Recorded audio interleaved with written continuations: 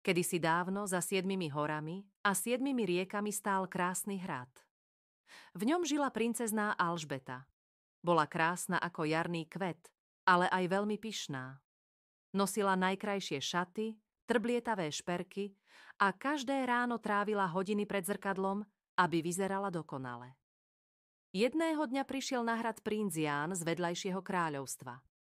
Chcel princeznú požiadať o ruku, pretože počul, že je nielen krásna, ale aj múdra.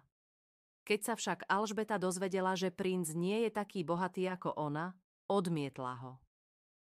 Na čo mi je princ, ktorý nemá zlatý trón a diamantové koruny? Povedala posmešne. Princ Ján odišiel smutný, ale rozhodol sa princeznu niečo naučiť.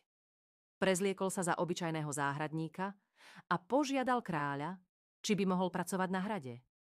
Kráľ, ktorý chcel, aby sa jeho pyšná dcéra zmenila, súhlasil. Záhradník Ján sa staral o hrad a jeho záhrady začali kvitnúť tak, ako to ešte nikto nikdy nevidel. Každé ráno priniesol princeznej kyticu najkrajších kvetov. Prečo mi nosíš tieto obyčajné kvety? Spýtala sa ho princezná. Pretože je v nich skutočná krása, ktorú zlato ani drahokamy nenahradia, odpovedal záhradník. Princezná sa naňho nahnevala, ale kvety ju začali tešiť. Postupne si všimla, že záhradník Jan je pracovitý, milý a nikdy jej nepovedal zlé slovo, ani keď bola protivná. Jedného dňa sa ho zvedavo spýtala: Prečo si taký šťastný, keď nemáš žiadne bohatstvo? Záhradník sa usmial.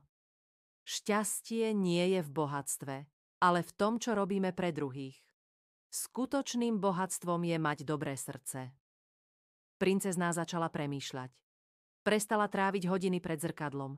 Namiesto toho pomáhala v záhrade. Rozprávala sa so služobníctvom a naučila sa tešiť z maličkostí.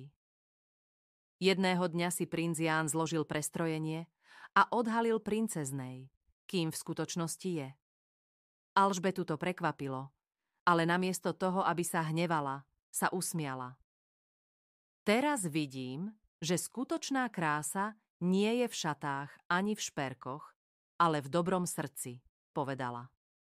Princ Ján a princezná Alžbeta sa do seba zamilovali.